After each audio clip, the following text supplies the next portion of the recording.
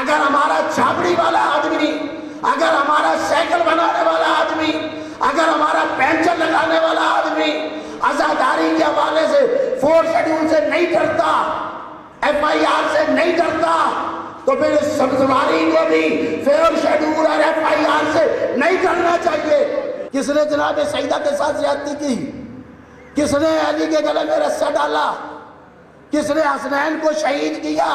کیا ہم خاموش رہ جائیں؟ آپ ہمیں ڈرانا چاہتے ہو؟ یہ خاموش نہیں رہیں گے، یہ ہم ہمیشہ اہل بیت کے قاتلوں کو بے نقاب کریں گے۔ اتحاد، پیار، محبت، اتفاق ہم چاہتے ہیں، لیکن ان چیزوں کا معنی یہ نہیں ہے کہ ہم اپنا دین چھوڑ دیں، اپنا مذہب چھوڑ دیں، اپنا مکتب چھوڑ دیں۔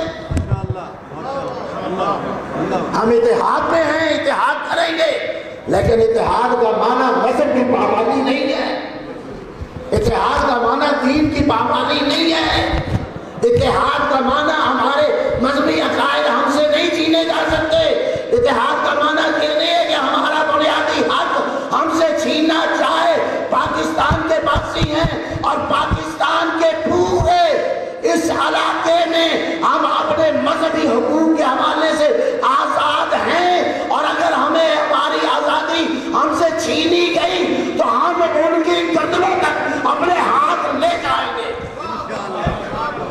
نہ ہم FIR سے ڈرتے ہیں، نہ ہم 4 شیڈول سے ڈرتے ہیں، اور ڈرنے کا معنی نہیں ہے FIR کا، ڈرنے کا معنی نہیں ہے 4 شیڈول کا۔ اور اگر ڈرنا ہے تو پھر اپنی سیٹ چھوڑ دینی چاہیے۔ یاد رکھیے، حکمرانوں کے کان لوہے کے ہوتے ہیں، اور لوہا ودان کی سنتا ہے، ودان کے علاوہ کسی کی نہیں سنتا، اور اس کا ودان قومی اتحاد ہے۔ آپ رہیں جس پارٹی میں،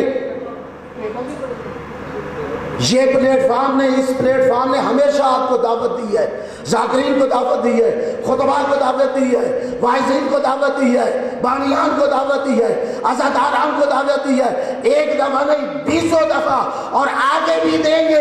جھجکتے کس لیے ہو؟ آپ کو یہ 10 7 8 مجلسیں چھوڑنا پڑیں گی، وائلہ یاد رکھو، اگر آج نہیں چھوڑو گے کل تمہاری مجلسیں ختم ہو جائیں گے۔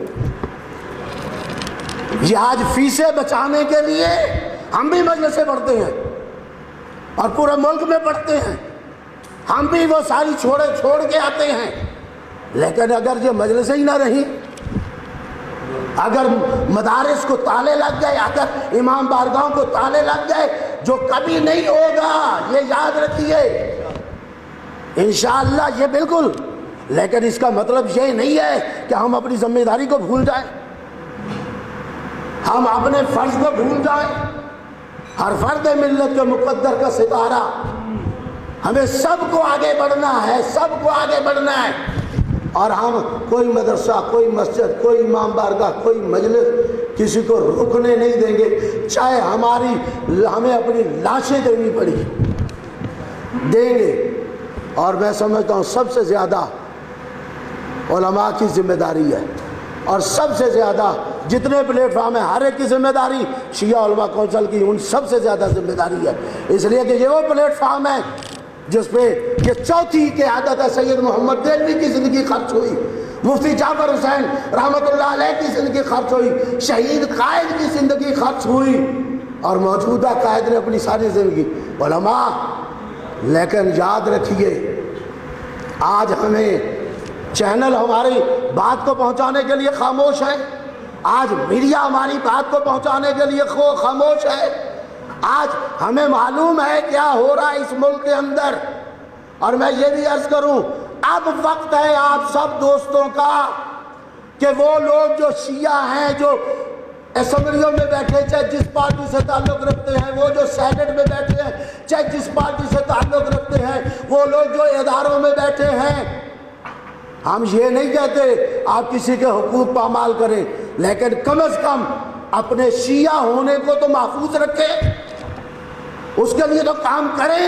آپ رہیں نور پارٹی میں، آپ رہیں PTI میں، آپ رہیں، وہ سازش آپ کے سامنے آ گئی، آج وہ لشکر اور آج وہ سپاہی صحابہ کھل کے بول رہا ہے کہ یہ بل ہم نے دیا تھا، یہ تحریک ہم نے چلائی تھی، یہ فلاں مولانا کے ذریعے ہم آگے بڑھے ہیں، تو ہم جانتے ہیں کہ کتنی تنظیموں کے منہ سے نقاب اترا ہے، اور آج ہمیں دھمکانے کی نہیں تھا۔ اور یاد رکھو میرے بھائیوں، مجھے بتاؤ، اگر توہین کا معاملہ ہی ہے، جنہوں نے ان واقعات کو لکھا، تاریخ کو لکھا، کیا تاریخ مٹا دو گے؟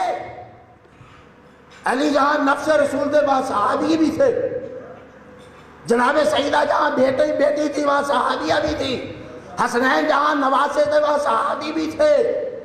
ان کے ساتھ کیا ہوا؟ کس نے جناب سیدہ کے ساتھ زیادتی کی؟ کس نے علی کے گلے میں رسہ ڈالا؟ کس نے حسنین کو شہید کیا؟ کیا ہم خاموش رہ جائیں؟ آپ ہمیں ڈرانا چاہتے ہو؟ یہ خاموش نہیں رہیں گے، یہ ہم ہمیشہ اہل بیت کے قاتلوں کو بے نقاب کریں گے۔ میرے محترم، صحابہ تحفظ، بھائی یہ توہین صحابہ اور امہات المومنین، میں ایک سوال کرنا چاہتا ہوں، توہین صحابہ، توہین امہات المومنین، یہ صحابہ کی عظمت ہے کس کی وجہ سے؟ یہ امہات کی عظمت ہے کس کی وجہ سے؟ اس رسول کی وجہ سے، رسول اعظم کی وجہ سے، نبی اعظم کی وجہ سے۔ سب صحابی محترم، ہمارے علماء، ہمارے مراجع، آپ کو نظر نہیں آیا، فتاوے آئے، سب کچھ دیا۔ اس پاکستان کے اندر ہم نے، ہمارے دوستوں نے خود ان لوگوں کے ساتھ ہم نے محاسبہ کیا، لیکن اس محاسبے کا معنی یہ نہیں ہے کہ آپ ہمیں دبا کے اور لتاڑ کے اس طریقے سے چلے جاؤ۔ پھر اگر یہ بات ہے تو جن صحابیوں نے صحابیوں کو قتل کیا، وہاں کیا کرو گے؟ عشرہ مبشرہ کی حدیث آپ کے ساتھ جو بنائی اور جو کچھ یہ کیا جائے گا؟ اگر بشارت والے ہی اپنے آپ کو کاٹنے پھر گیا، اس ملک کے اندر یزید رحمت اللہ علیہ کے نعرے لگ رہے ہیں، اس ملک کے اندر یزید پہ کتابیں لکھی گئی، کوئی ایف آئی آر ہوئی؟ ان کے لیے جلوس نکالے گئے، کوئی ایف آئی آر ہوئی؟